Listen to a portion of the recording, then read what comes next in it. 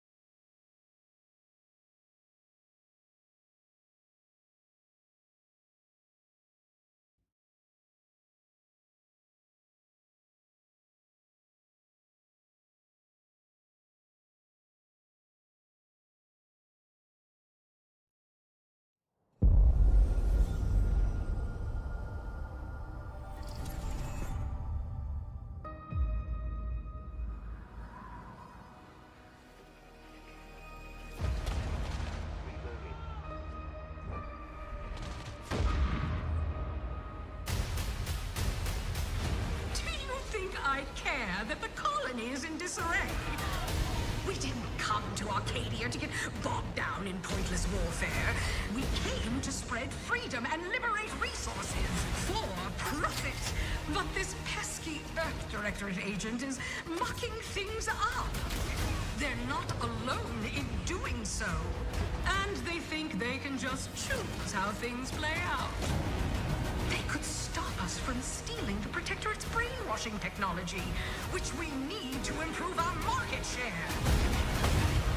What if this stranger aligned with the Order and that world computer of theirs? That could be the key to closing the rifts that threaten the colonies. So, you see why this menace must be wiped from the face of existence. Or, better yet, brought to our side through the power of capitalism.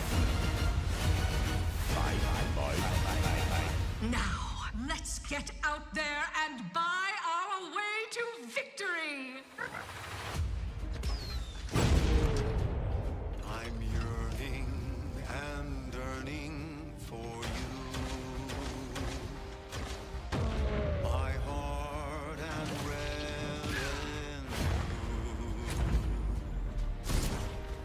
Every last bit of my way, every last bit that I'm paid, every last bit that I save is intended for you.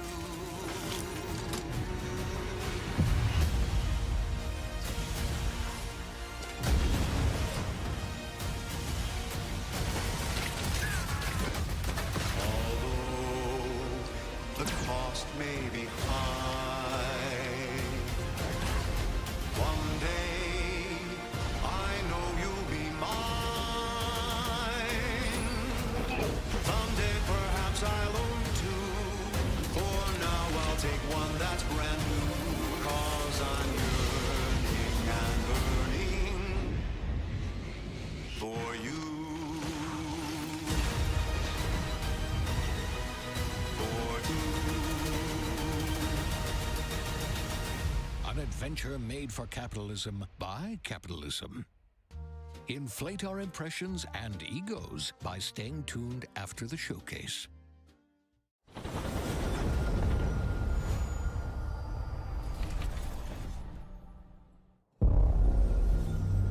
World premiere. Babe, what's wrong? I'm sorry. I've just been so depressed lately. You know, it would fix everything. Humanzapron.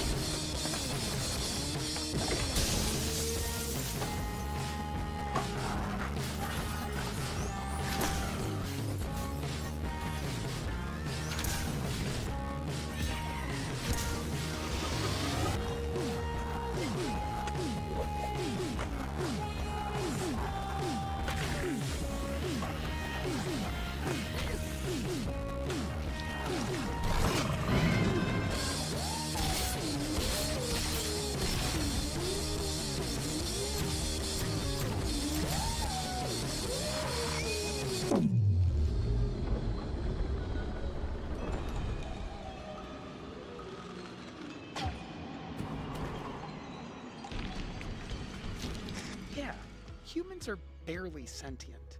Scientists have done studies, and their brains are like half the size of ours.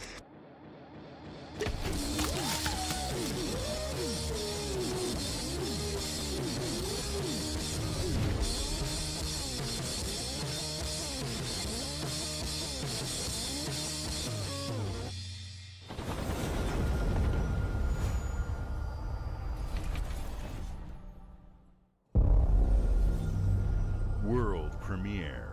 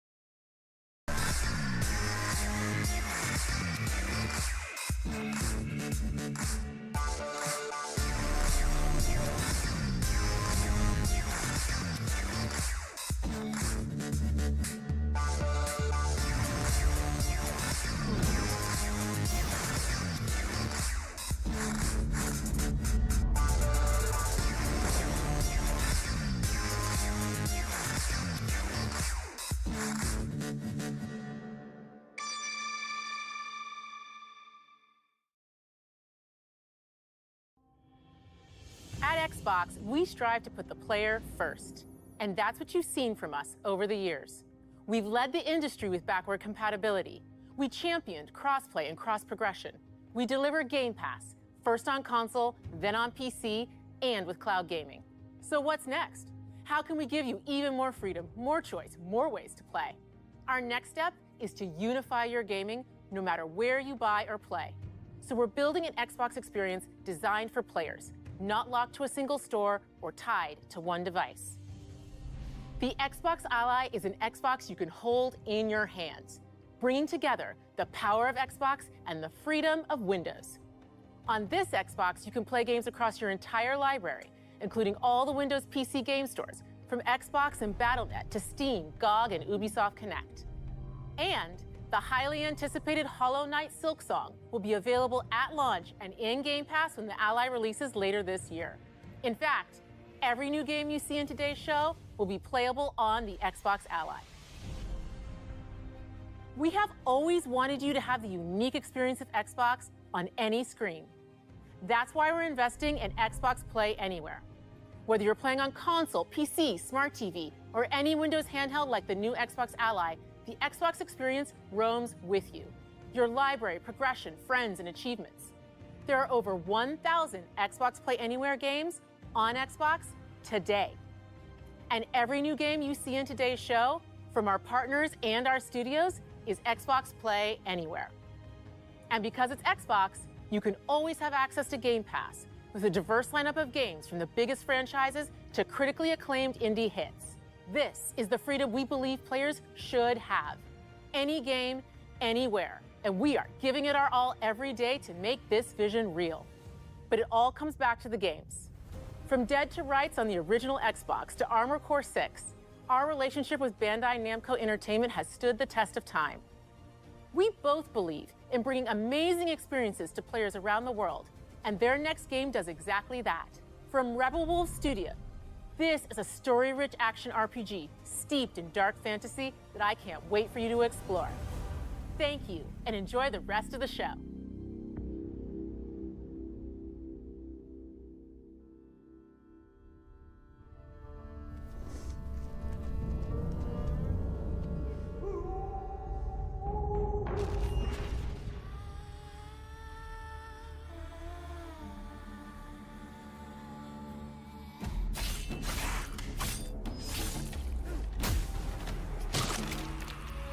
Monsters have always been here, watching from the shadows. And when we were at our weakest, they came out into the light. We feared for our lives, but we should have feared for our souls instead. The vampires didn't come to kill us. No, they came to rule. To turn us into mindless, docile cattle. Not me, though. They tried to change me into one of them. But I became something else instead.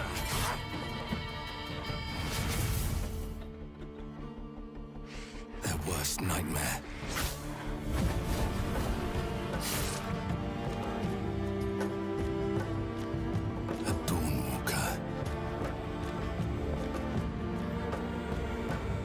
Trapped between the two worlds. Fighting to even the score.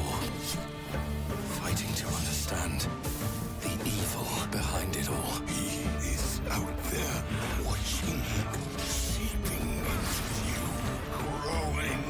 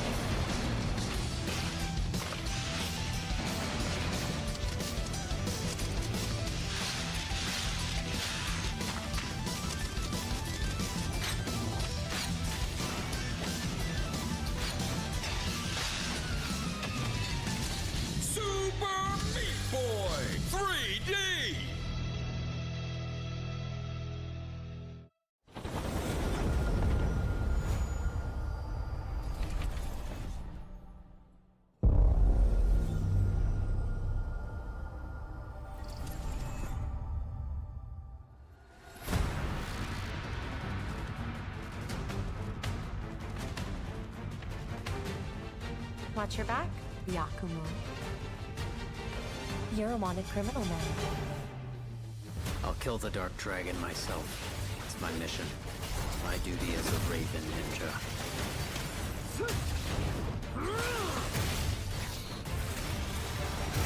Breaking the Dark Dragon free has its consequences.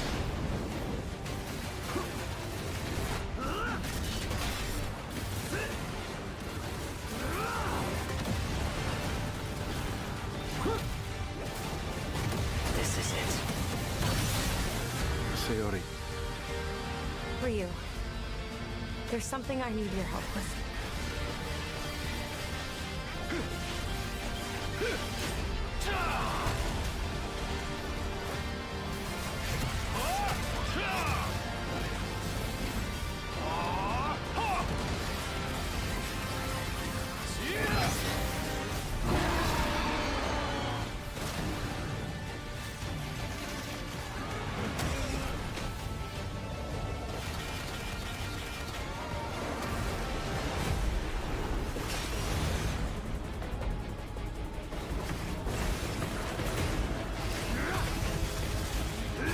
The Dark Dragon is mine.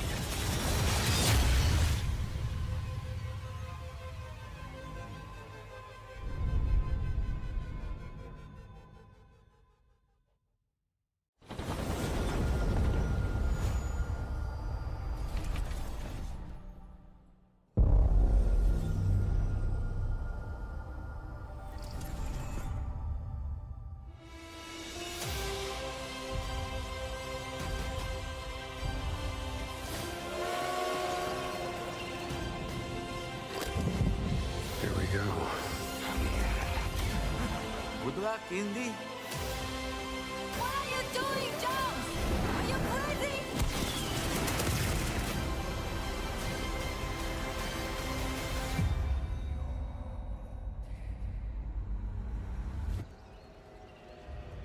This is where it starts. Beneath the streets of Rome. Enter the city of Antioch. Find the secret relic. Bring it back to the Holy See. Defend the secret. They worshipped the giants.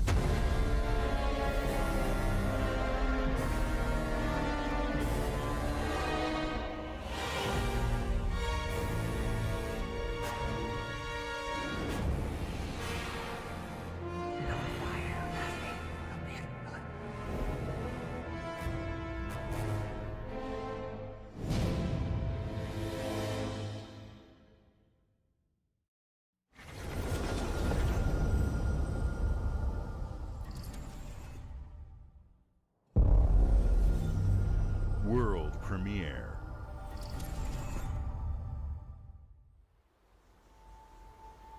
はるか昔、この国に輪廻の獣が現れた。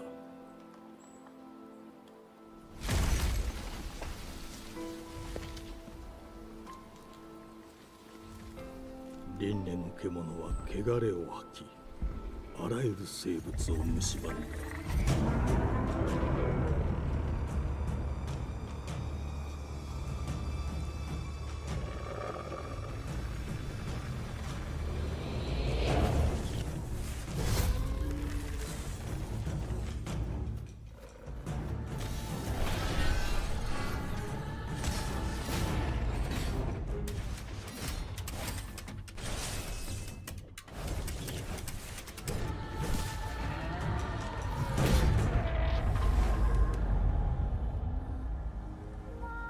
西暦4026年、人類は滅亡を待つのみ。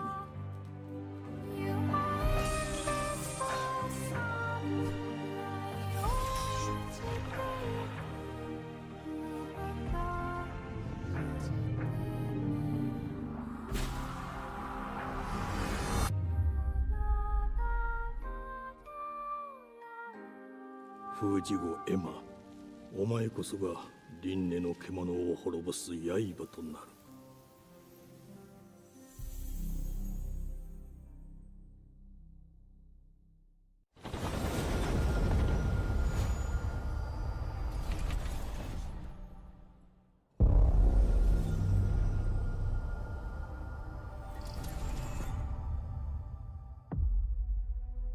The glittering streets of Avalon sure do shine. Because they sweep their filth down to us. Get your paper in! Who's for a paper?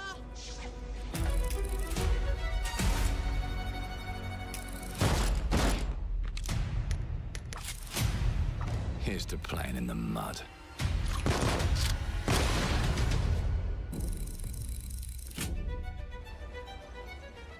Life here ain't for the soft-hearted.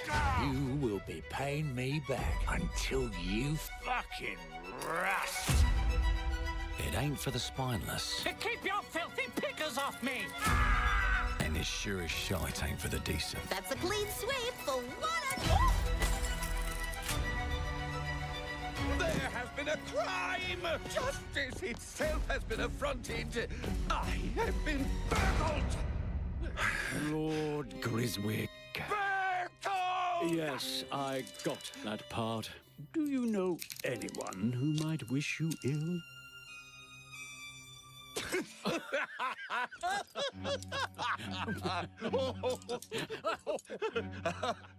We can't arrest and question everyone. Let's see if we can narrow the suspects down a bit. They were, Trust your instincts, sir. tall, Yes, sir. built rather slim, well, muscular. Mm-hmm. Was very quick, agile. Go on. With a mustache. No, larger. I see. Quite fashionable. That's the fiend who robbed me. They got my good side this time. Breaking in is the easy part. Your brandy, sir. Getting away with it is the real trick. These candlesticks ain't gold. Worthless and dull, just like you. Nah, I have a customer. How can I help you? I'd rather talk to you, Errol. Sounds like I'll get a better deal. You talk to me first, and him never. Got it? Uncle's a bit touchy, ain't he, Errol? Touchy? I'll show you touchy! There. Anything else you'd care to say to Errol? Brains. If I hadn't seen it with my own eyes, I wouldn't have believed it. Round here, it's all sharp edges, empty pockets, and blood on the cobbles. Goodbye, Silas. No, no! I'll hurt you, you fucking meatsack! I'll leave you with a pissing pan of peaches! You'd either got a gang at your back, or a knife in it. We're family here. Family takes care of its own. Can't put a price on that, can you? Them's in charge. They don't keep order. They keep power. Take this thing into the crucible and melt it. They just want us beaten, broken, and too scared to fight back. I don't want to kill him! That's why it pays to be clever and well-armed.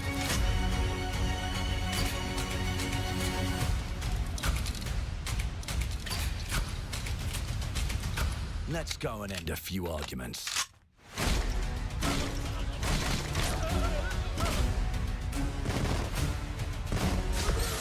Don't get cocky. They've got a weapon far worse. Time.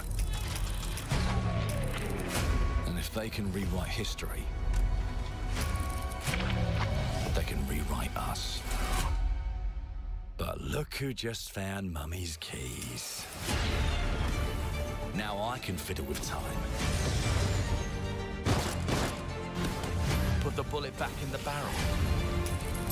Bring the chaos to a crawl. Take a mistake and make it like it never happened. We can change the world as we know it. One choice at a time. And I can even go back and change the past to change the future. And let me tell ya, the hunters don't like it when the rabbits got the gun.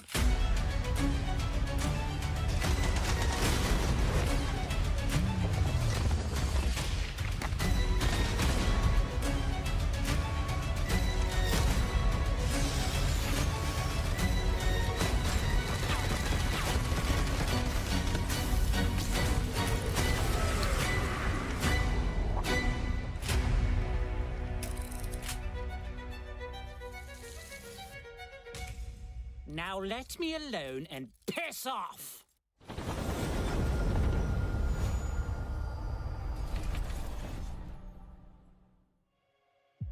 Our creative teams are dedicated to bringing players award-winning, record-breaking, critically acclaimed games. Call of Duty, Black Ops 6 from Activision, Doom, The Dark Ages from Bethesda, Diablo 4, Vessel of Hatred from Blizzard, and Avowed from Xbox Game Studios. All of our teams across Xbox First Party are shipping their most played games ever, and they're also delivering more content than ever before.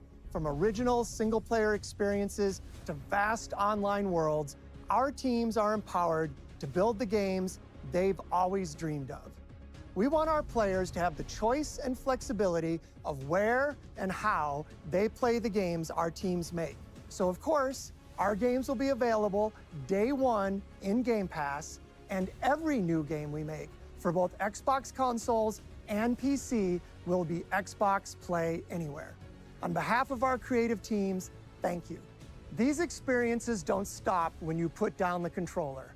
As you've seen in recent years, more and more of our characters, stories, and worlds are expanding to brand new audiences through TV and film. A Minecraft movie and the Fallout TV series broke records and brought millions of players into the game. We have more projects in the works as gaming continues to influence film and television like never before. When it comes to growing new franchises, Obsidian is having a year like no other. From launching a blockbuster new game like Avowed to the upcoming release of The Outer Worlds 2 this October. Obsidian is always delivering great games, and they have a third game launching this year. You'll get to go deeper on it in our Direct, but until then, let's take a look.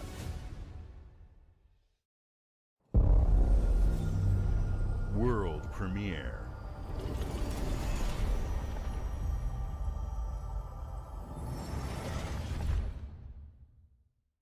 I told you, you can't run from me, you foul beast! No!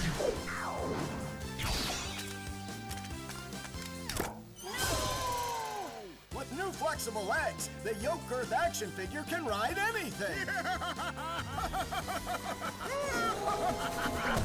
Breaking news. There's been an explosion at Brook Hollow Park. Chaos descended on a ceremony commemorating the 2-year anniversary of when 4 teenagers were miniaturized against their will and left to fight for their survival in the backyard of a deranged scientist. Formerly evil company Ominent Practical Technologies was set to dedicate a statue of the 4 teenagers, fast food science robot Burgle, and Dr. Tully when an explosion erupted. Dr. Tully and the teenagers' current whereabouts are also unknown.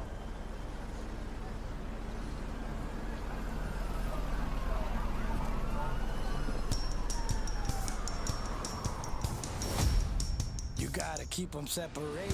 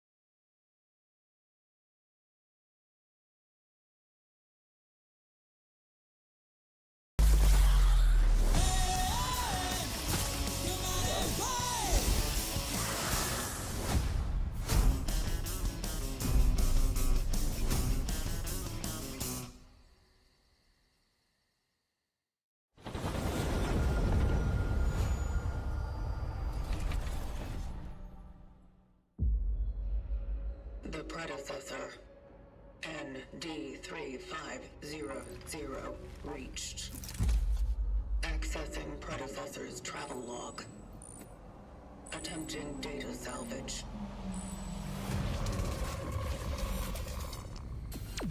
I have encountered an unprecedented orphan. It was in a state of suppressed recomposition. The behavior pattern of the orphans populating the area is highly unusual.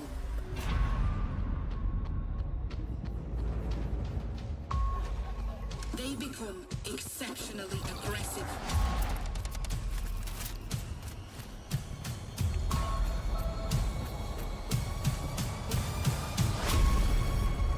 It is highly recommended to proceed with caution.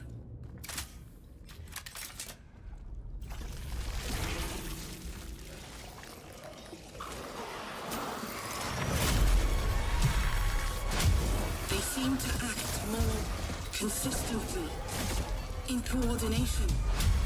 Destroying the nest is now a priority.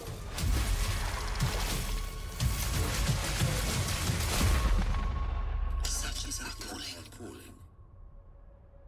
Such is our calling.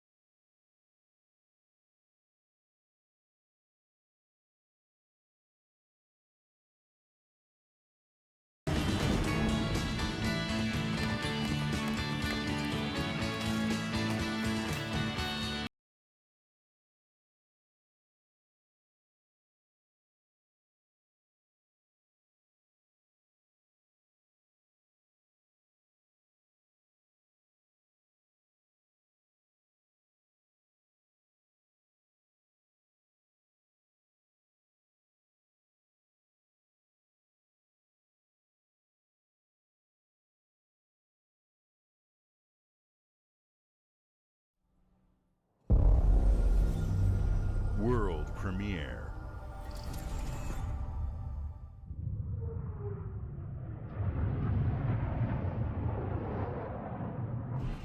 Mayday! Mayday! Hope 1 to mission control, we're falling!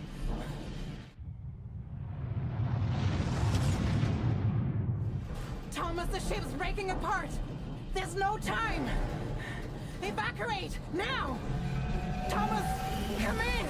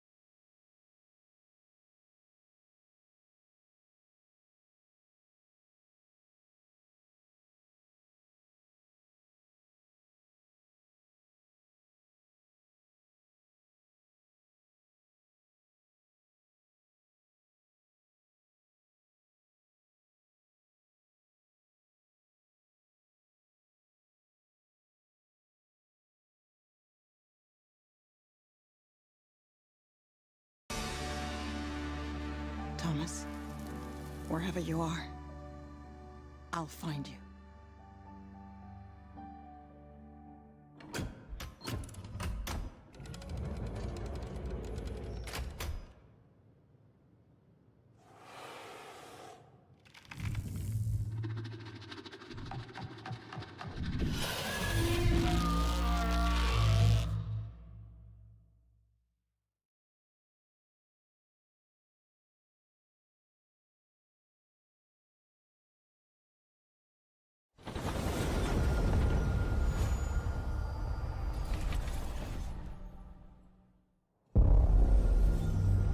World premiere.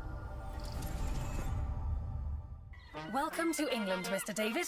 I know this must be a shock, having never met your real father, but he left you this hotel in his will. It's been in your family for generations, much like the caretaker. He's a little eccentric. You'll see.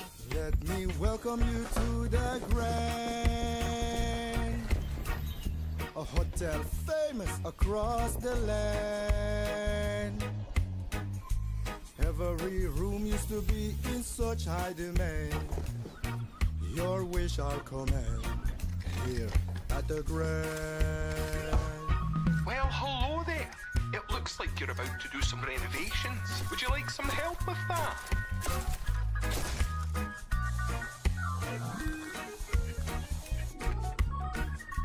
So, my father was renovating the hotel when he disappeared? Not just the hotel. He was helping the entire village. You have his power tools. You know, you could pick up where he left off.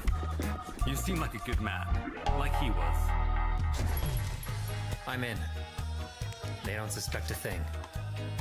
Just make sure the locals don't get wind of what you're really up to. Because if they find out, they will wicker man your ass. You keep looking into things, and things are gonna start looking bad. Don't make the same mistake your father made. In this place, the only one you can really trust is me.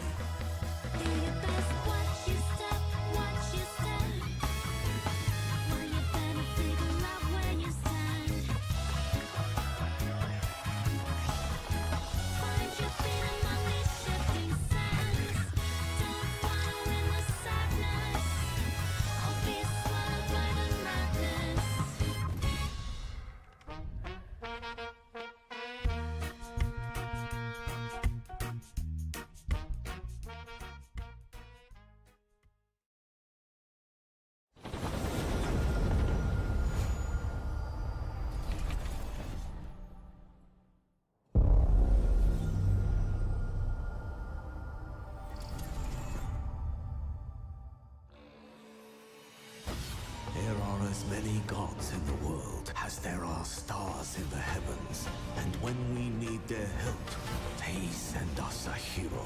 Who would have guessed the defender of my homeland would be my daughter? She unlocked the heavenly spear, but is she worthy?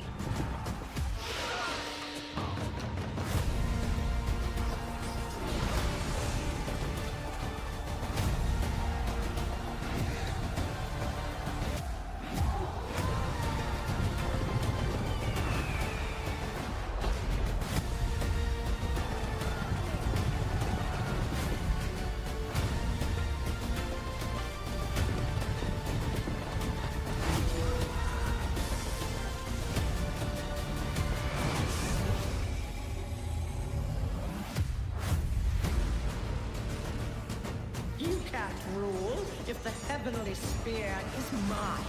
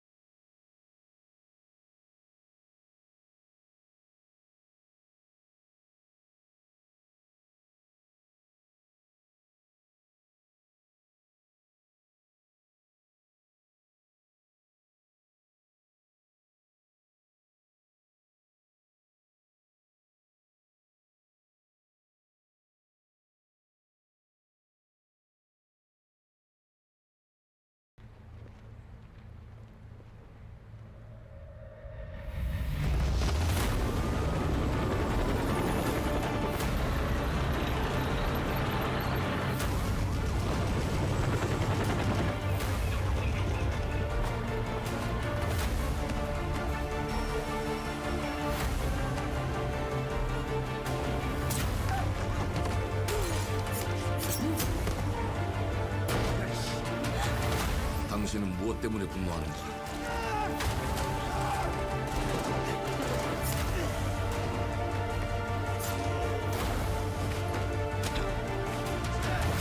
당신의 분노는 스스로 결정한 것인가?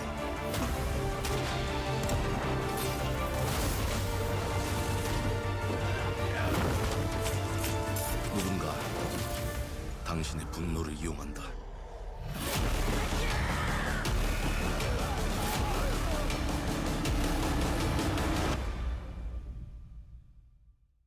지정태.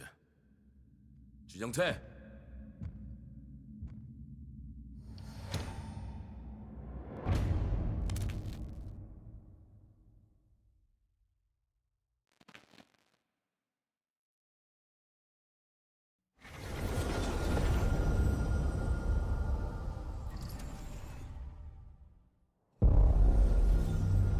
World premiere.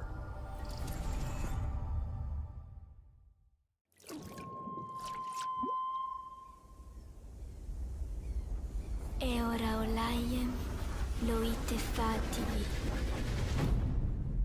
Novo. Ilo? Te kemaite mana. Muite unanite waiora. Dia. Novo tua libemo iwalotaname. Ona utalima di efema. Teonami.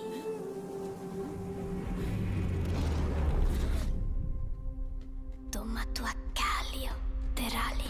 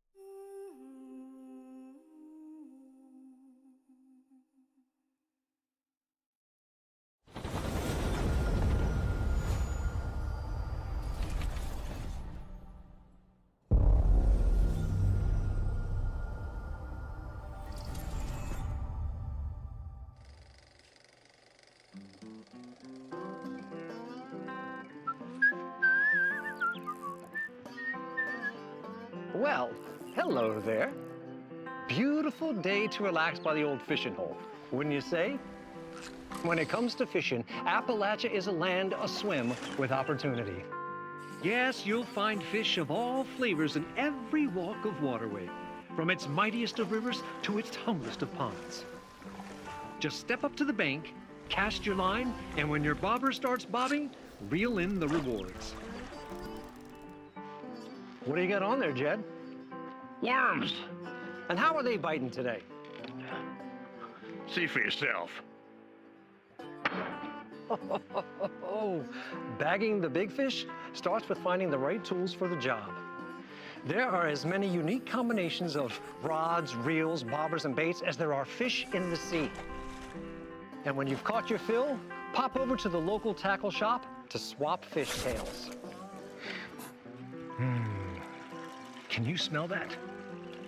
No matter what troubles plague the future wastelands of Appalachia, you can always find comfort in cozy little joys like this. You just gotta know where to look. Vault Life is your ticket to easy living. Design and build your own little slice of paradise. A place to show off all the bits and bobs you collect in your travels. Got a green thumb? Plant your own peaceful vegetable garden. And nothing warms the heart like a neighborhood cookout. Ah, community makes a wasteland a waste home. Join today, and tomorrow you'll be kicking back and sharing a meal with friends in beautiful Appalachia.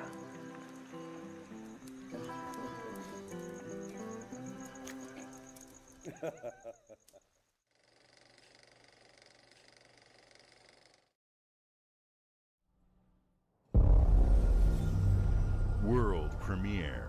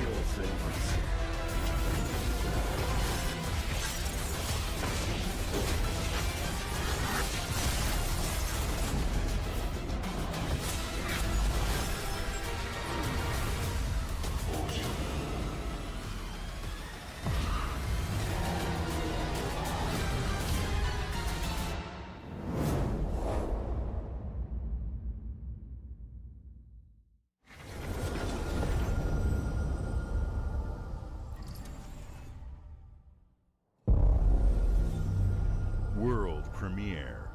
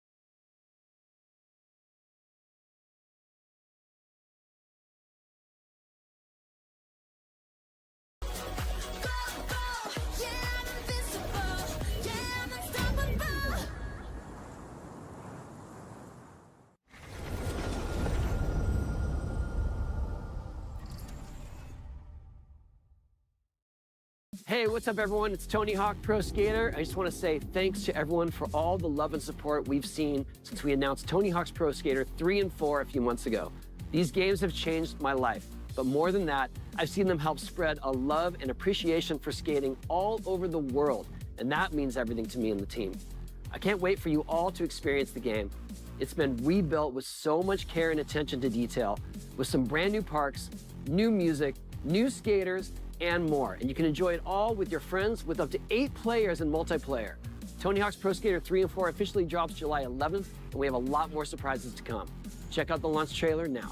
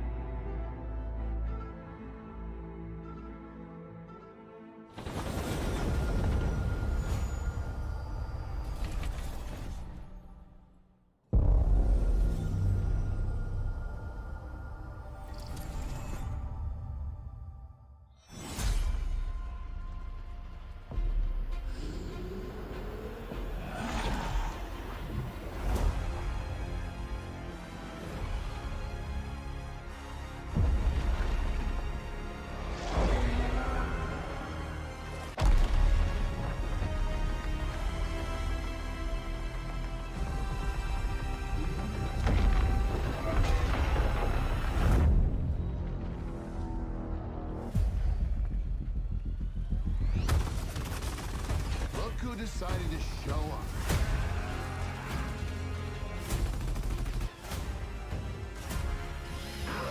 It's time, baby! You think you can still find your way back home, Phoenix?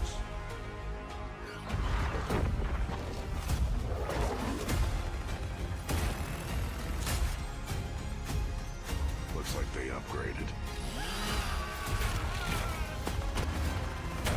Bullshit, baby! Let's do this.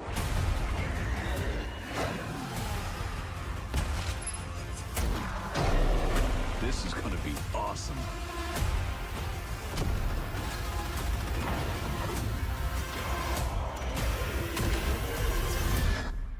Form up!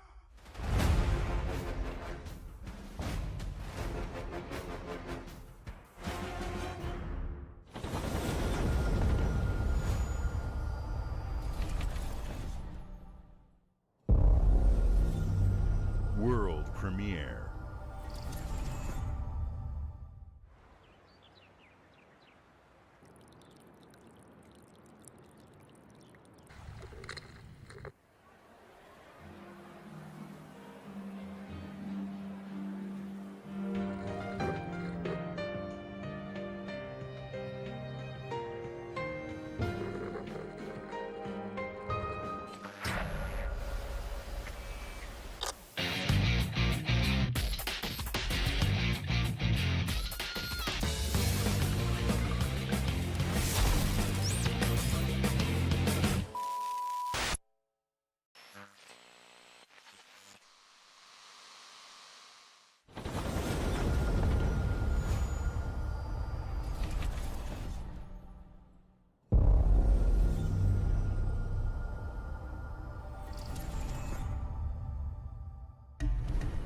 The Smugglers League is always there. But you won't see us. You won't hear us. And the only way you'd ever know it is if that's what we wanted. As smugglers, we deal in the goods others are afraid to handle. Guns, explosives. And don't forget the rum. It's a life of danger like no other. So I guess my question is, can you handle that?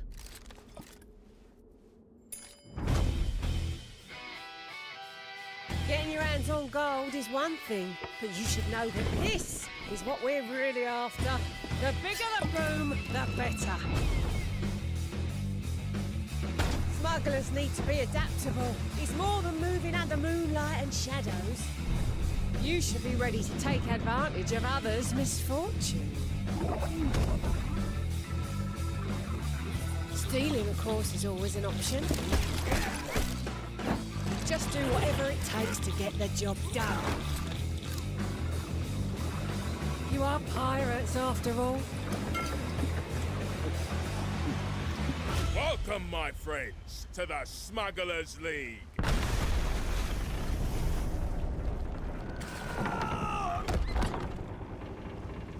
You're paying for that.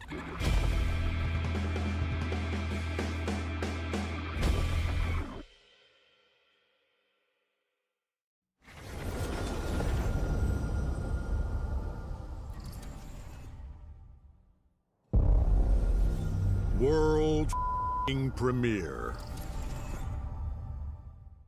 Hope you're not in a hurry because northbound is backed up all the way to 18th Street. And the southbound ain't looking much better. This is ridiculous. Please, come on. Are you one of them? You're here, but it's right.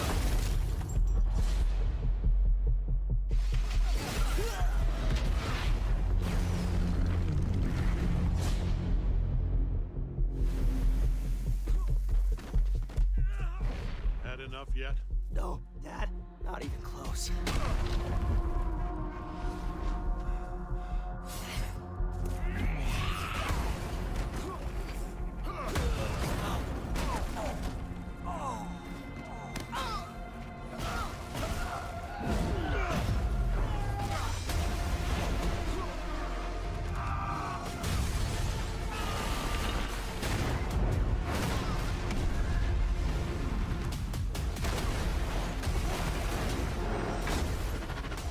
hoped you'd understand why I had to do this. Accept our rule, or die.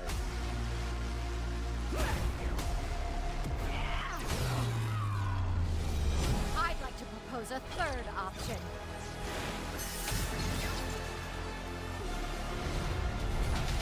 I'm not your son anymore! I'm the guy who's going to throw you off this planet for good. I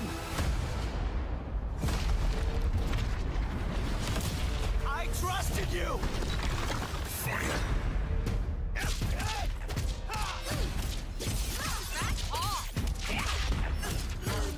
Ready to bleed? This is over.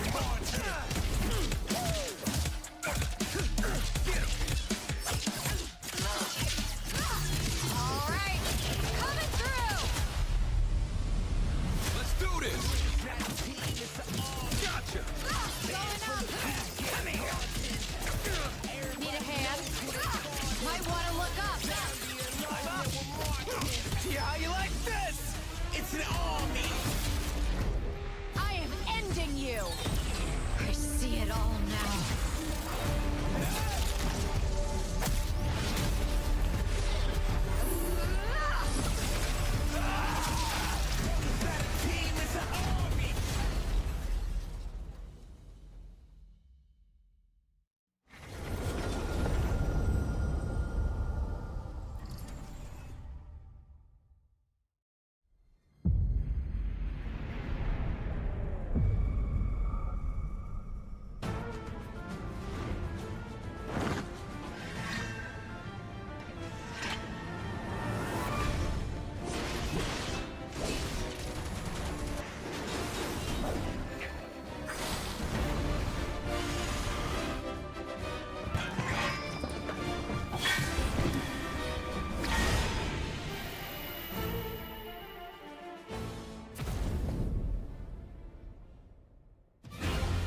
To even the odds. Any objections? Know your place, little lamb. There's no one to save you now. You will answer for what you've done! Our flames are our own, and they burn as one! Come to me, Ifrit!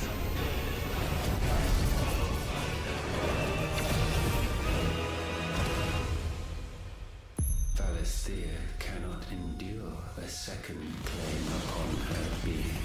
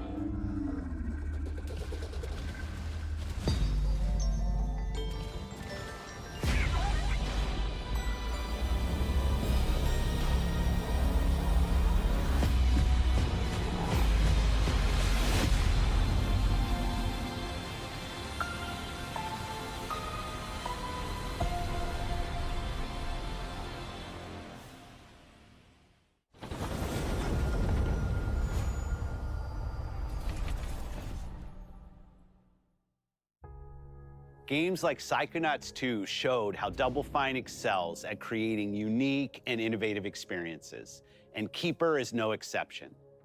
Looking ahead, next year marks 25 years of Xbox. It's a big milestone for the platform and franchises that you helped build and make popular.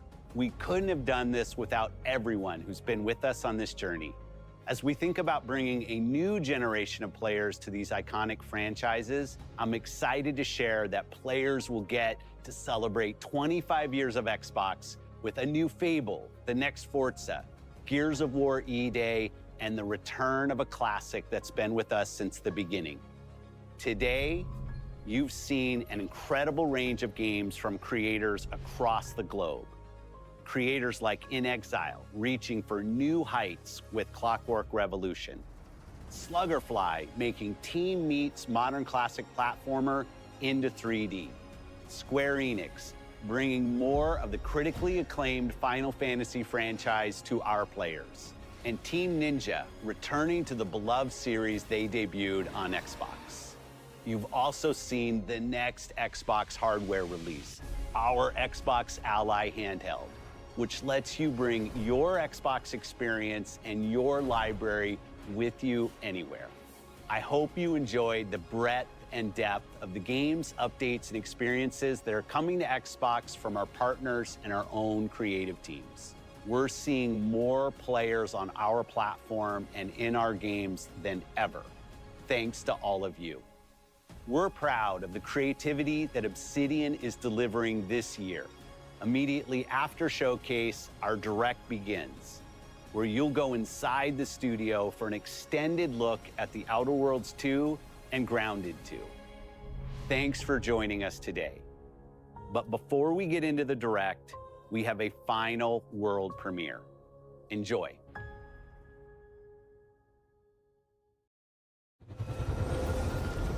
World premiere.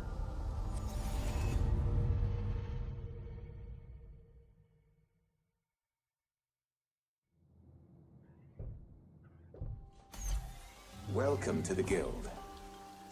We have been expecting you. Please, follow me. You already know us as a global tech leader. Our software, our systems, combined with our skilled team, is designed to save lives. Your years of service have shown you the importance of our work. Here, you'll witness the global scope of that mission in action. Let me introduce you to our esteemed visionary.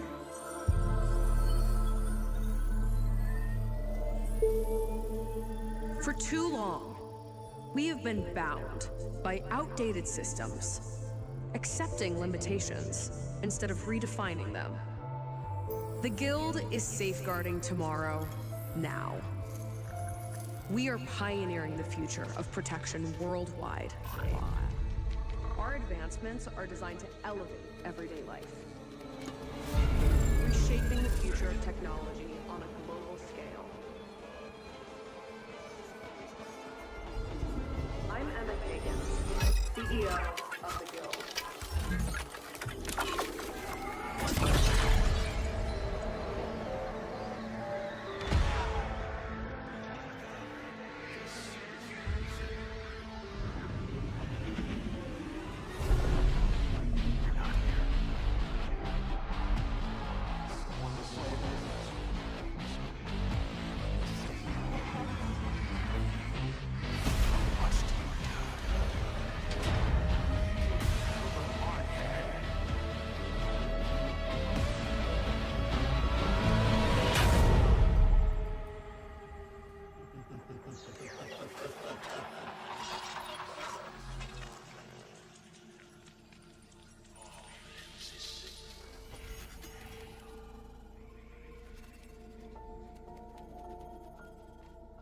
Fear is a powerful thing.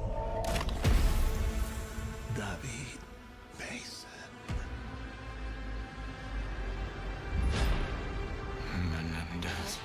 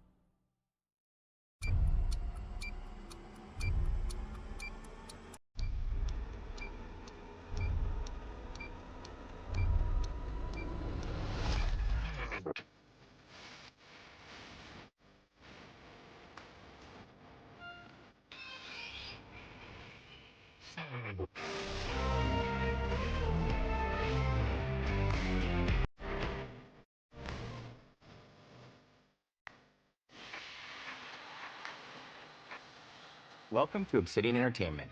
We here at the studio have joked around that this has been the year of Obsidian, with Avowed releasing early this year and now ending the year with 2 more games.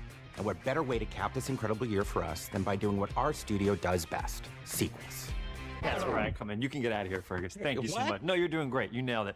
The sequel is the lifeblood of every great franchise. Think about it. The original creates the world and builds fandom, but the sequel, that's what makes it worth remembering. No sequel, no hoverboard. No sequel, no dual SMGs. No sequel, no raccoon tail. No sequel, no Zune 2. Which doesn't really exist, but I wish it had. There was a Zune 2. There was? There was a Zune 2? I'm Mark, the head of sequels here at Obsidian, and I have sequelized everything. Blockbuster movies to AAA video games to my first marriage, so trust me, I know what I'm doing. Come along on this journey with me. Part 2.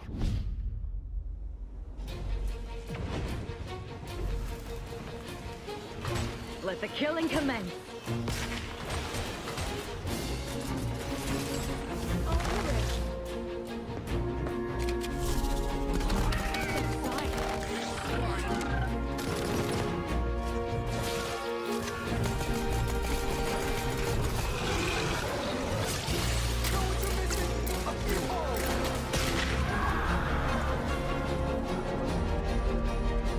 The Outer Worlds 2 is a sequel to The Outer Worlds 1.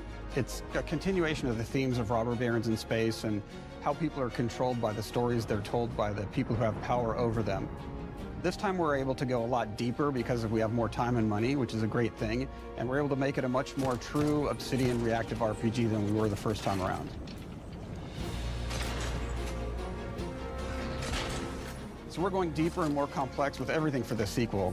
Deeper story, lore, RPG interactions, reactivity, all the things we've been known for as a company. It's really a complete realization of everything people want from an Obsidian game. Surprisingly, this is the first time in over 25 years that I've had the chance to do a full sequel for a world that I helped co-create. It's really just a fantastic opportunity to explore and expand the universe in interesting ways, and to go even further with the themes of how people are affected by living in a dystopian corporate reality. You can shoot your way through it, you can talk your way through it, you can sneak your way through it. And so no matter what kind of play style that you like, this is just an awesome franchise and an awesome game to jump into, even if it's your first one. The first Outer Worlds was a great base to start from, as it has all the elements of a great Obsidian RPG. Interesting characters, deep worlds, important choices. In the Outer Worlds 2, not only did we want to double down on those elements, but we wanted to give players even more of it. We've also put a lot of investment into skills and traits that impact things like combat, conversations, and areas that we call RPG interactions, which are the part of the world where players can use their specific skills, perks, and backgrounds to solve problems in unique ways in our new, bigger worlds.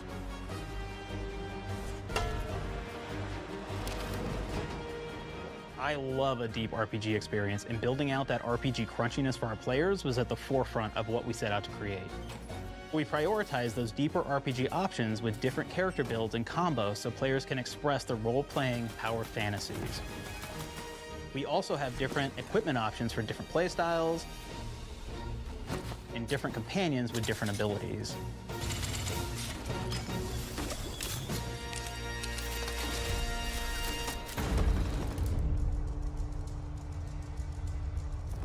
In the first Outer Worlds, you start off as the Stranger, which was basically a blank slate to build on top of with various attribute points that would begin to define your personal experience in the game. You can make any kind of character you want, but we've given you a role. That role is an Earth Directorate agent. You can think of them as kind of like space cowboys or space sky marshals. They're the good guys that go into places and kind of fix everything that's wrong. You're gonna be one of those. But we don't tell you why you joined the Earth Directorate. There could have been a lot of different reasons, right? It could have been because you're an actual lawbringer and you want to go in there and spread law throughout the galaxy. It could be that you're a roustabout and you just had nothing better to do. After you pick your background, one of the really important choices you have next is choosing your traits. While we had attributes in the first Outer Worlds, we've leaned into traits for the Outer Worlds 2, which are these big changes to your character depending on which ones you pick. So it could be something like Brilliant, where you can tag extra skills and you start getting extra skill points. And that's obviously really great if that's how you want to build your character. You can also go and do something like Lucky, where you get extra critical chance, and you also get a lot of really cool options throughout the game as well. Of course, we brought back Dumb, so players love the Dumb option. Tell me, do you believe in signs?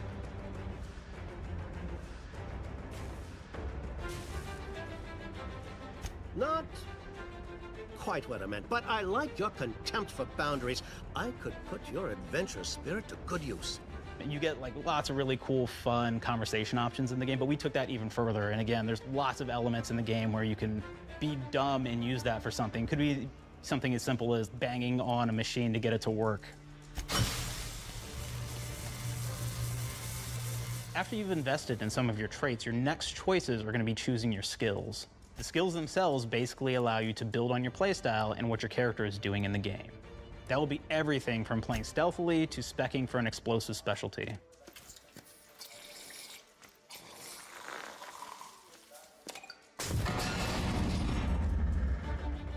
Throughout your entire journey, your character continues to change with the different choices you make. In the Outer Worlds 1, it actually had more skills than we have, so we condensed them down to really the core and essence of what we really wanted there. But we made each point that you put into a skill much more impactful. So instead of getting small percentage changes, we actually did much larger changes per point that you put into each skill. And again, all these things, because of how they're checked inside the world itself, can matter quite a bit. You know, just even having one additional skill point in something can open up a lot more options in the world itself. If anybody's played Fallout New Vegas, they'll be very familiar with like the perk system. We basically borrowed that, but went even grander. We actually have more perks than Fallout New Vegas did. But here's the cool thing, right? We check and use perks for literally everything, right? So you can do everything from, hey, I want to make a stealthy build that steals stuff and is really good at that. Okay, great. Well, you can take maybe the pickpocketing perk. So that's not available to everybody, but if you select that, now you can actually go around and steal things out of people's pockets.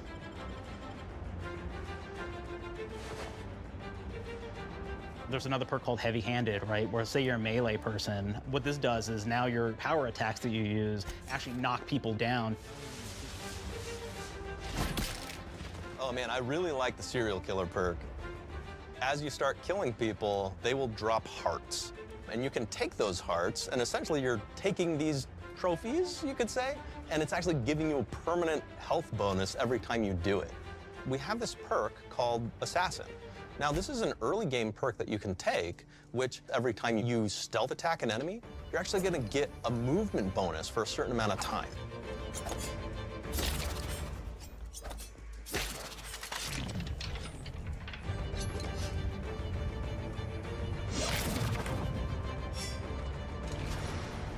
Flaws were a system that everybody loved from the first game, but we wanted to make it more personal to the player. We wanted it to really reflect how you were playing the game and give you a bonus that you actually wanted to really engage with. With the flaw system returning, we knew we needed to go bigger, better, and more real than ever before. So, we turned to the team. I told them, no bad ideas. Give me what you got. Okay, we need more flaws. We need them to be real. I want to put them in the game, so give me something. Inspiration. What's wrong with you? Oh, I have bad knees. You got bad knees? They hurt when you walk a lot? Yes. When you walk too much, they hurt? No cartilage. Sounds boring. Makes you sound like a boring person, but it's in the game. I know it. It's a good flaw. What about you? I like to take small things sometimes. So you're stealing? No, I'm taking. When do you give them back? I don't. Claire. Claire, you shouldn't be stealing. What are you doing? You shouldn't be stealing, Claire. Tiny crimes. Tiny crimes? Do you hear the second part, though? It's a crime. Well, You're stealing. Claire, that's wrong. You can't steal things, okay? But it's an amazing flaw, and I'm putting it in the game. But you're a bad person. And are you the one that took my stapler? do you need it? Yeah. Give it back. Okay. Please. You, what do we got? Flaw. I like to stare at the sun. How long did you stare at the sun? Just lunch break. An hour? Oh, I only get 30. You guys get an hour? I get an hour. An hour. Oh. Makes me feel energized. How many fingers will I hold up? 3? No. Anything else? We'll put it in the game. We'll put it in the game because I feel bad for you. Anything else? One of my favorite flaws is something called bad knees. It will actually give you the option to take this flaw that'll make it so that you move faster throughout the game. But the problem is, anytime you stand up, your knees are going to make a loud popping noise that makes it so that, well, everyone around you is going to hear you. There's one called Kleptomaniac.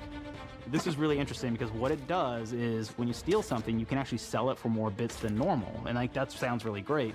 The drawback is sometimes when you're looking at things in the world that are owned by somebody else, you'll automatically steal them. So you have to be very careful about how you use them. One of our more wacky perks is the Sun Gazer Flaw, and it just gives everyone cataracts while playing their game. So everything becomes like light shafts and blooms and hazes, and makes the game pretty unplayable if you happen to choose that perk. If you happen to be the type of player that habitually reloads your weapons like I do, well, you'll be offered the flaw of over-prepared. Now, you'll get larger magazine sizes on all of your weapons, but if you ever fully empty your magazine, you're gonna take a debuff for a while. While we support options like being a gunslinger who wants to key into destructive weapons, or a rogue who wants to alpha strike their enemies before they know what hit them, we also allow for a lot of fun and experimental builds.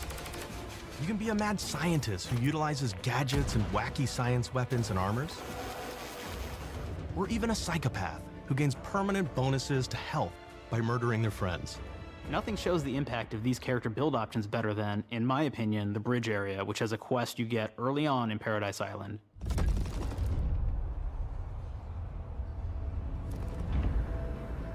Not only do you kind of encounter this very early, and it's a very core one to the story, but it really expresses our philosophy of allowing the player to solve problems in a bunch of ways.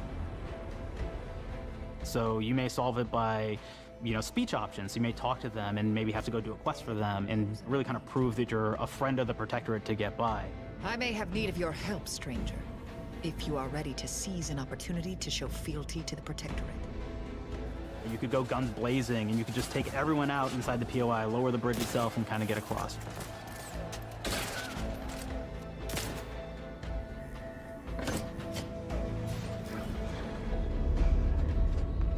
You could sneak in, lower the bridge, and then actually sneak in under the bridge to get over to the other side.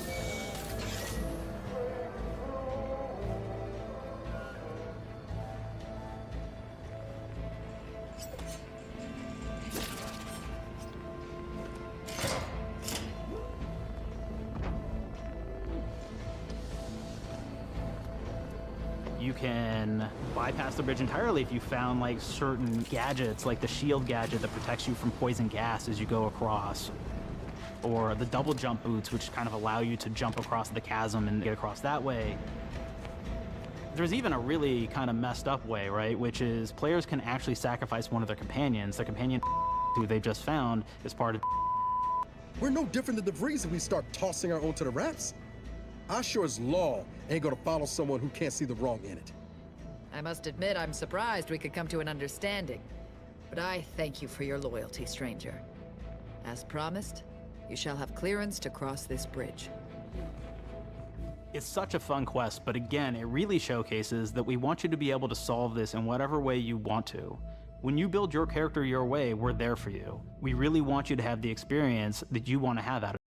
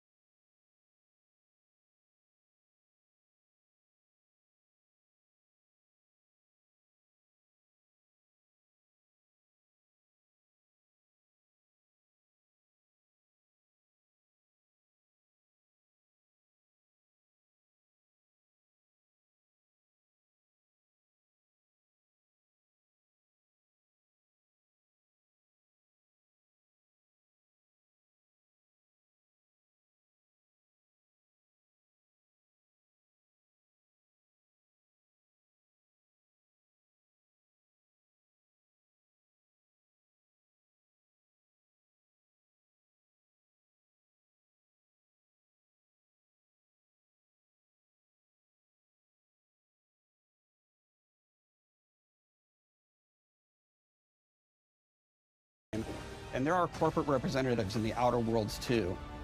They've invaded Arcadia to liberate the resources for all of humanity, at a profit, of course. One of my favorite things from Fallout New Vegas is the radio system. It was just iconic for me, and I wanted to make sure that the Outer Worlds 2 had that. So we actually built out 3 different radio stations, one for each of the major factions. You also have a ton of music. Each station might have, like, I think 20 tracks of unique music that we've made for it. It's a lot of stuff. But the really cool part about this entire thing is that we actually put a lot of reactivity into the radio. So it will respond to the things that are going on around the world that you've been interacting with. So if you go into a location, let's say you solve a problem for the Protectorate folks, if you listen to the Protectorate radio station, they're gonna be cheering you on as a hero. Wonderful news, everyone. The Zeranium gas leaks at the Automech repair facility, strongly believed to be caused by Auntie's choice malefactors, have been corrected. Some hotshot for hire just managed to fix the electrum leak in their repair facility. Now, I'm not saying we caused it in the first place, but we sure like the idea of all those broken automechanicals and all the excessive gasping and choking involved. The factions and companions are great examples of how we're going deeper and more complex this time around. They're integrated into the game's storyline much more than we did on the first Outer Worlds, and like with everything else in the game, they have a lot more reactivity. There are 6 companions in the Outer Worlds too. As usual, each has their own quest lines, but this time they are also connected to a different faction and have character arcs that the player can affect through their choices. Your first companion is Niles. He's another Earth Directorate agent like you, and he's looking for your help to decide whether he wants to become an even better agent or to turn his back on the Earth Directorate completely. There's also a somewhat cute Automech support drone that is basically Niles' helper. Her name is Val. Marisol's part of the Order of the Ascendant, and she's an aging but still deadly assassin. That's right, she's a deadly mathematician who may or may not have some unfinished business to attend to with the player's help. There's also a cultist named Azza, who is part of a sub-faction that worships the rifts, and in her case, violence in general. You can choose to either turn her away from overt violence or support her chaotic and dangerous tendencies. At one time, Auntie's Choice had a program to graft soldiers with animal parts to make them more formidable. Unfortunately, it didn't quite work, and most of them are now dead. There's a combat medic who survived, however, named Inez, and she wants the player to help her fix her graft, among other things. Finally, there's Tristan. He's a protected arbiter who is judge, jury, and executioner all rolled into one heavily armored package. It is your choice to either help him judge wrongdoers or show him what true justice looks like. We definitely have reactivity in the game based on how you've been treating your companions. I won't reveal the end of the game, but let's say if you have not been treating them well, you will find out at the end of the game what that means. Companions are a very, very important part of merchandising, because that's the real beauty of the sequel. We're talking merch, baby. It is the lifeblood. It is what fuels us. Do you want to see some of my ideas? Hop, hop. Check this out. Gen Alpha loves body pillows, especially ones that look like human beings for some reason, right? Who needs a significant other when you could have a knife-wielding space psycho up in your sheets, huh? What do they do with them when they get them, huh? Maybe a little napping, maybe a little snuggling, maybe a little nut.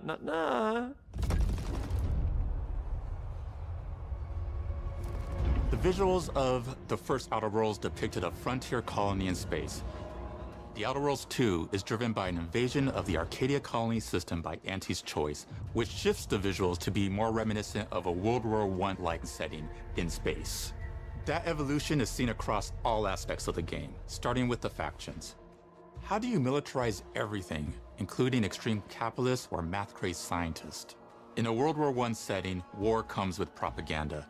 The Sovereign uses it to maintain control, Auntie's Choice uses it to help their bottom line. The Order just wants to show how it exists within the grand plan. We want players to feel like Arcadia is a living, breathing place scarred by a long-standing war. Fairfield, one of the first towns you encounter, was once under Protectorate control, but has recently been taken over by Auntie's Choice. They don't just occupy the town, they rebrand it with their signature style, repainting buildings, posting guards, and adding propaganda-based holograms featuring Auntie and the Moon Man. Showing the towns evolving after the invasion helps us push immersion for our players. One of our priorities in visually realizing the world of the Outer Worlds 2 was making sure everything is clear and recognizable from the player standpoint.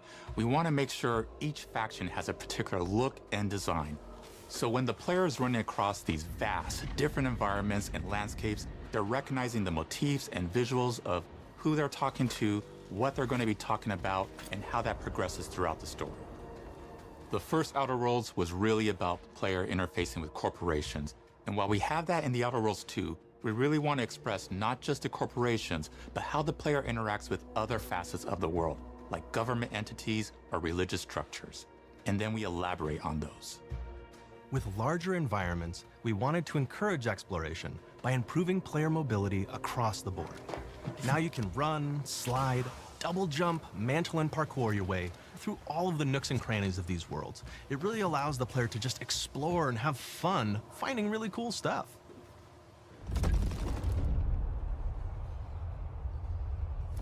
We've aimed to make everything in the Outer Worlds 2 better from top to bottom. The RPG elements were the start, but that's touched our story, our art, and especially our gameplay. A good sequel is true to the original. That's first and foremost, right? Like, we all want to add in a bunch of things as you're making a sequel, right? We want to make it bigger and better in every way. That's what we were trying to do here. And I thought, we did not need this consultant. We've made enough sequels. We understand how to do this. And I will say, I don't think it's been entirely successful. I am very proud of the combat improvements we have made in the Outer Worlds 2, thanks to my patented combat system. You may be thinking to yourself, it can't be that good? Shush, what are you even talking about? You haven't seen it yet. Watch this. Put a helmet on, because I'm about to blow all of your minds with my COMBAT system, combat system. My name is Mark, I'm the head of sequels. Shall we begin? You're thinking, what's C for? C, capitalize the fact that the people loved the first game. We're gonna take those people, we're gonna make them buy the sequel, giving out pounds, pounds, pounds. Quick ones, ha, ha, not you, Dev. Here we go. What comes after C? O, optimize for player satisfaction. I am terrified of online gamers, okay? I wanna make them happy, so let's, okay? All right.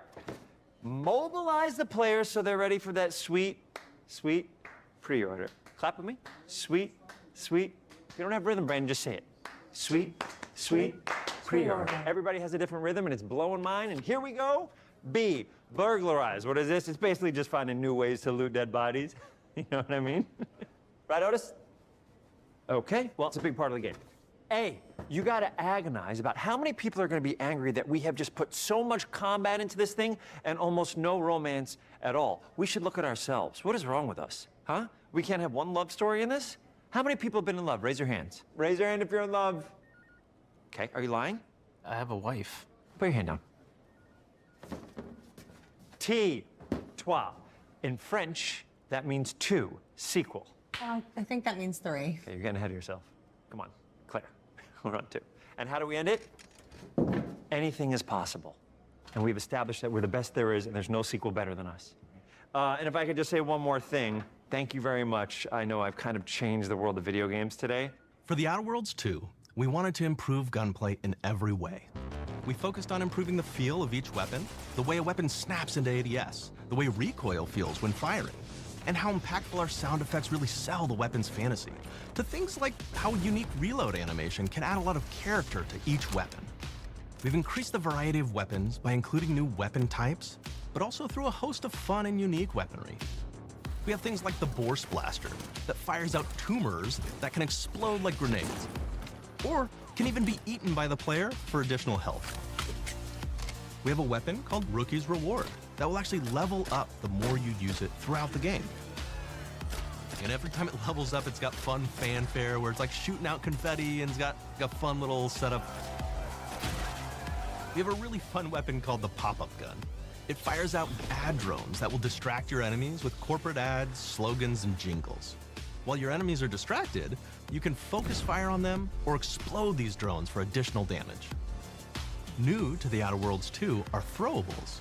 So you can use frag grenades to flush out enemies, smoke grenades to camouflage and escape, distraction devices to bait enemies into a stealth attack,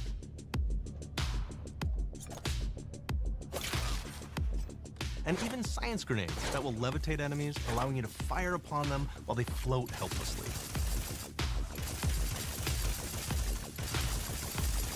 And of course, science weapons are back. We have returning favorites like the shrink ray, This time it's been upgraded so you can shrink your enemy down to the size of a sprat and run over them, exploding them into bits. The shrink ray, that was probably my favorite one from the first game, so we brought it into the second game, but we improved it though. So instead of shrinking your enemies for a short period of time and having them re-expand, this time they stay shrunk, and we actually added in the ability to step on them and kind of squish them and kick them, because we knew that that was the player fantasy. We knew that's what everybody wanted to do. They wanted to step on the enemies, they wanted to kick them, so we made sure to double down on that stuff. In addition to things like our returning favorites, we also have some really fun and unique new science weapons. One of them is called the Armageddon. This one's really cool because it actually shoots out these masses that are like these little arms that will stick to people or cover or all kinds of different things, and they will continue to just hit them until they get destroyed. And we have another one that's just super cool called the Spectrum Dance Saber.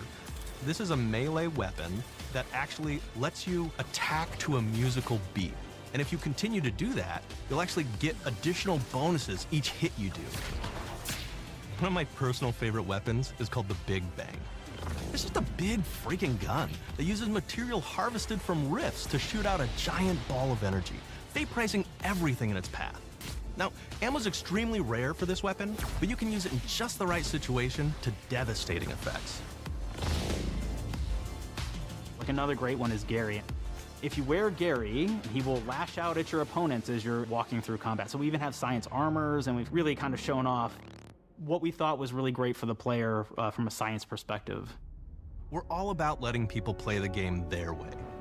There are some players who prefer to be immersed in a first-person view, taking in all of the details. But there are others who really prefer to take the world in from a third-person perspective.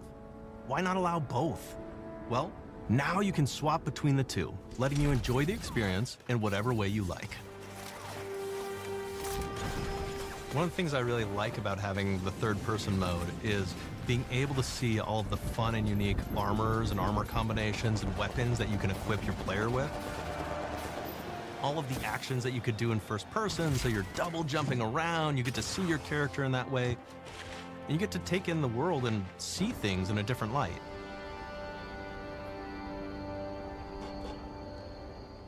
The Outer Worlds 2 is really the biggest game we've ever made. Bigger choices, more reactivity, more weapons, more things to find in each of the worlds the players can visit. The team has done incredible work bringing the Outer Worlds 2 to life, and we can't wait for you to play it.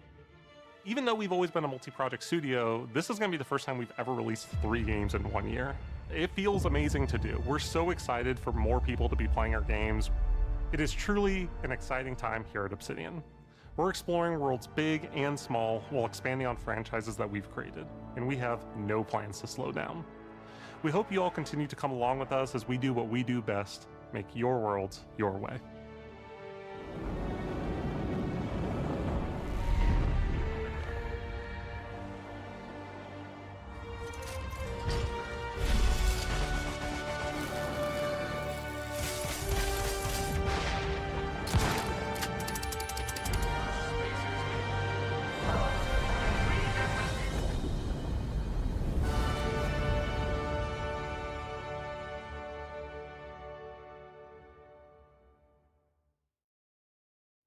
With the Outer Worlds 2, we're all about the best place to play, which is also the promise of Xbox. You can play the Outer Worlds 2 on this Xbox, but it may be hard to play it when you're staring at all these beautiful holes. Let's cut that. You can play the Outer Worlds 2 on this Xbox. Oh yeah, now that's Microsoft. Or you can take a phone call on this Xbox, then play the Outer Worlds 2 right after. Excuse me, I'm getting a call. Hello? What am I doing? I'm playing the Outer Worlds. Hello? Yeah, this is Mark. I didn't know I had jury duty today. You could play the Outer Worlds 2 on this Xbox, but it takes 2 people to lug around safely. We're gonna go up to my apartment, okay? And this is an Xbox you actually wear that also plays the Outer Worlds 2. What do you think, Claire? This is amazing. Are you playing? I think so. Fantastic. So now this is actually not an Xbox, so you cannot play the Outer Worlds 2 on it. Can't play anything on this. I guess Bread. You ever play Bread where you take it out of one slot, put it in the other? I don't have friends. If you pre-order the premium edition now, you'll get early access, which is like a prequel to the sequel, or or has launched the sequel to the pre-order, or like, why are any of us alive at any time? It doesn't matter. Either way, my job here is done. It's time for the Grounded 2 portion of the Direct, which is sort of like the sequel to the Outer Worlds 2 portion of the Direct, which I absolutely just hit a home run with. You know, it's really nice to see my influence go on to other games. Take it away, team.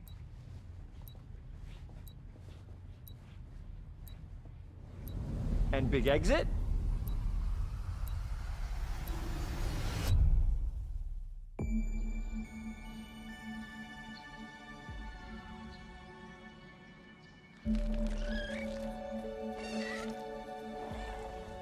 We're so proud of Grounded. What started as a small passion project to make a quirky game where you're shrunk down to the size of an ant, trying to survive in a backyard, grew into something way bigger than we ever imagined. Over 25 million of you jumped in, explored, built, crafted, and fought off giant bugs together. Y'all helped make the entire experience very special to us. The team's been cooking up a ton for Grounded 2, and we're so excited to talk about it. I had to grease some palms to steal a bit of time from the Direct to give you a deeper look. There were so many possibilities and ideas that didn't make it into the first game, so with the sequel, we have the chance to dream bigger. To achieve those dreams, we partnered with the amazing folks at Eidos Montreal. Together, we're taking Grounded from the backyard to an even larger world, the Brook Hollow Community Park. When we started working on Grounded 2, we knew that we wanted to make a bigger world. Fortunately for us, Eidos Montreal became our main partner on developing Grounded 2. They have a lot of similarities to the sorts of things that are important to us at Obsidian. They tend to make very narratively strong games. They make games with really deep characters and great character progression. They make games with great gameplay. Everyone at Eidos Montreal is thrilled and honored to be working with Obsidian Entertainment. Our two studios share a lot of DNA. The same things that are important to Obsidian Entertainment are important to us. Choice and consequences, player communities, and doing justice to great IPs and great franchises. The fact that we're the first partners that they're working with to make a sequel to their franchise feels like we're an important part of their history. The events of Grounded 2 take place 2 years after the first game. The same 4 teenagers are returning. So there's Max, Hoops, Willow, and Pete. They're a couple years older, which means they've gone through a bit more high school, a bit more mature. It's 1992. The world's a little bit different, but we're still in that fun, nostalgic era of the early 1990s. In Grounded 2, we're moving the action out of the backyard and into the Brook Hollow Community Park. Not only is it bigger, it allows us to tell a lot more stories and expand the world of Grounded by exploring what the community of Brook Hollow has been up to and what they've been through. The park overall is about 3 times the size of the backyard, and our initial starting area is actually the same size as the entire backyard from the first Grounded. The reason we wanted to move into a park wasn't just to create a bigger world, but was to give us the opportunity to explore the community of Brook Hollow and what secrets have they been hiding. What we love and what we're excited about in terms of the park is the opportunity to create environments and landmarks that are mundane at normal size, but are colossal wonders when you're the size of an ant.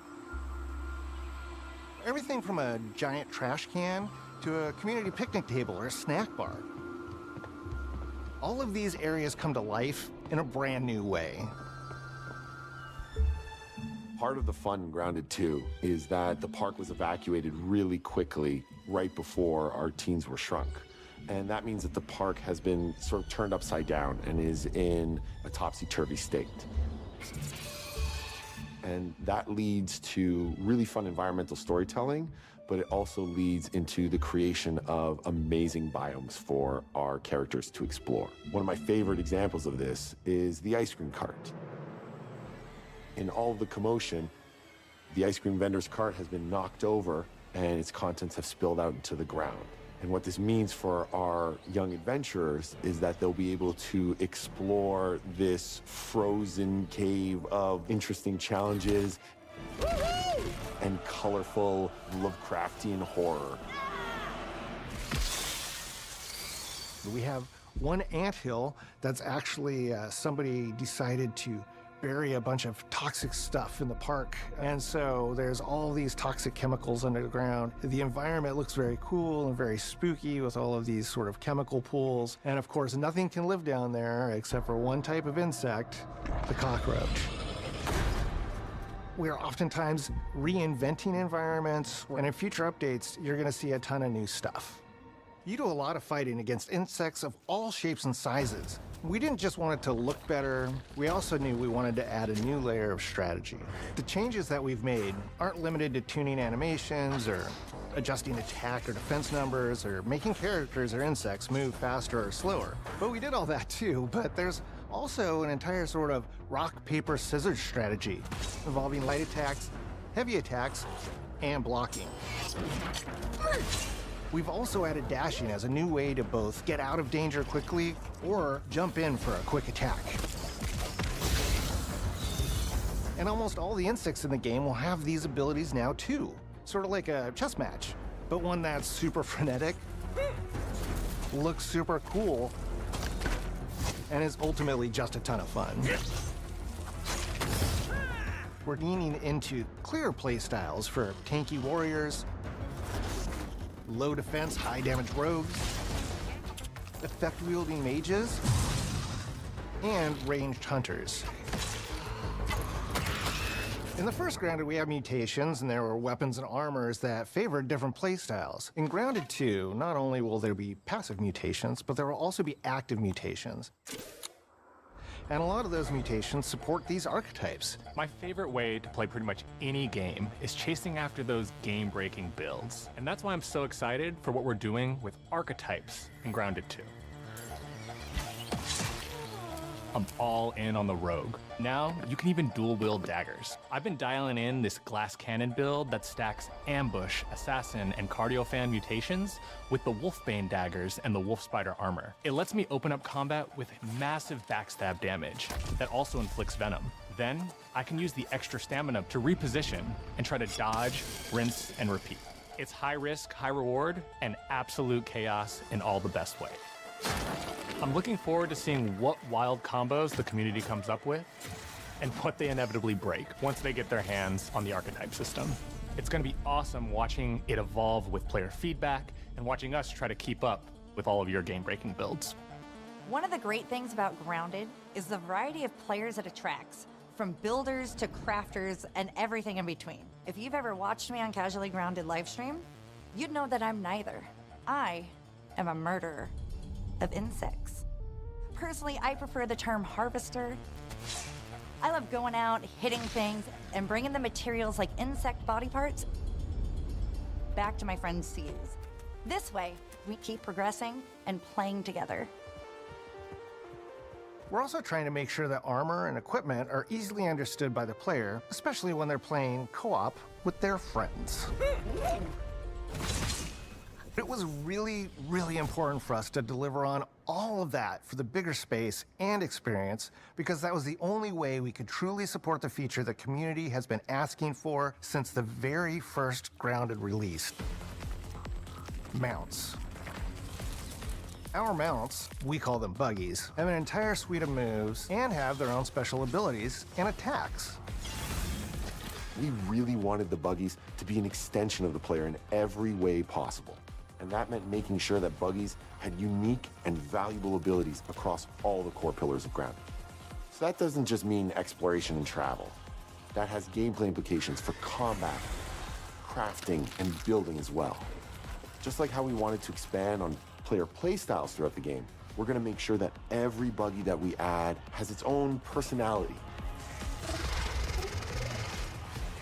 The Red Ant Soldier can enlist up to 2 Red Ant workers to follow you around and help you out. If you get into combat and you don't want to fight while you're saddled on your buggy, you can jump off and they'll fight right alongside you and provide support. The Orb Weaver buggies are a little less useful when it comes to general utility, like building a base or harvesting, but they're awesome when it comes to combat. Sure, their defenses aren't super strong, but they're heavy hitters. They're also super fast, and they have some great special abilities, like a scream that allows them to stun lesser-powered insects, and the ability to shoot webs and entangle other creatures. So the Orb Weavers won't be your base building buggy. You should use the Red Ant Soldier for that. But they're super fun for exploration and combat. Red Ant Soldiers and Orb Weaver Spiders will be available at game preview launch. There will be others in the future, but those are the two we're starting with. The connection that our Grounded community has with us is something we want to keep forging with the sequel as we make an even bigger game than the original. Pretty much from day one, we knew we wanted to return to game preview for Grounded 2. Sure, it comes with some trade-offs, like the game's not done and it's out to the world, but there's so much value in building it alongside the community. Buggies change how you traverse and navigate the park. What we're doing with Grounded 2 is we're actually keeping zip lines held back so we can see how players engage with buggies, and then we can tweak zip lines to bring them back over time to really complement that buggy experience and make exploring the park far more fun. That kind of feedback loop helped shape the original Grounded, and we wanted to shape the design for Brook Hollow Park, archetypes, buggies, all of it. We also learned a lot from that first time around. One thing that stood out immediately, players blaze through our content, especially the story. That makes sense. Story, characters, world building, that's kind of Obsidian's thing. It's the flavor we bring to the survival genre. So this time, we're starting with a much bigger baseline. There's been an explosion at Brook Hollow Park. Chaos descended on a ceremony commemorating the 2-year anniversary of when 4 teenagers were miniaturized against their will. One of our favorite parts of the first game was watching the community uncover clues and spin up theories. This time around, we're leaning even more into that, and we'll be keeping a close eye on what our players discover and how they interpret it. Because you never know what might inspire us as development moves forward. We really started to hit our groove at the end of Grounded 1. We found that being open about what we were planning and then following through was key to building trust with the community. As a small team, we had to experiment with update pacing and scope, and what we found resonated the most with all of you were bigger, beefier updates, even if it took us a little longer to land. So that's the plan. Larger, more complete updates spaced out just enough so we can take your feedback seriously and make every drop count. You can expect in our big updates, new buggies, new biomes, new building pieces, all the good stuff. And we're launching with a public roadmap so everyone knows what to be excited about in the future. All of us at Obsidian Entertainment and IDOS Montreal are super excited about how close we are to letting all of you players get shrunk a second time and explore the all-new park on buggies in Grounded 2. If you're a returning Grounded player, we're really looking forward to you experiencing all the improvements. If this is your first time getting Tiny, then all I can tell you is that a world with an entirely new perspective and an entirely new feel awaits you in Brook Hollow Park. It's time to ride together and survive together.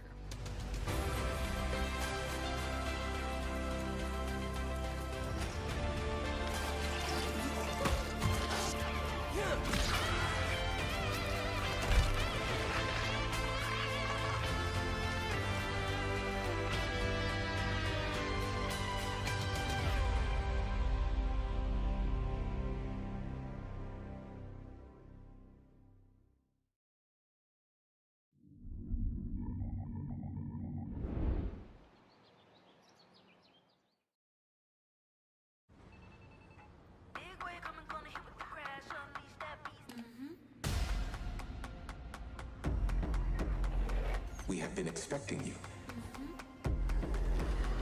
This is where it starts. We can change the world as we know it. Can you handle that? Let's do this. I'm in. I'm here to even the odds. Any objections? Here's to playing in the mud. And when we need their help, they send us a hero. Here we go. Please, follow me.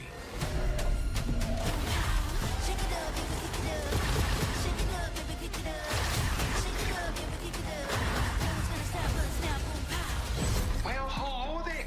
It looks like you're about to do some renovations.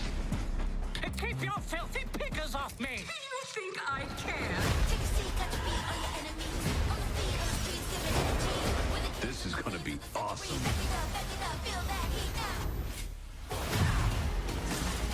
Mayday! Mayday!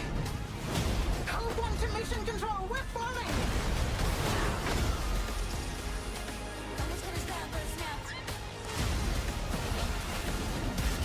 Had enough yet?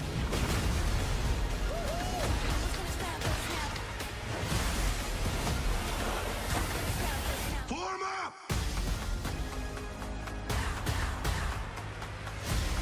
It's game time, baby!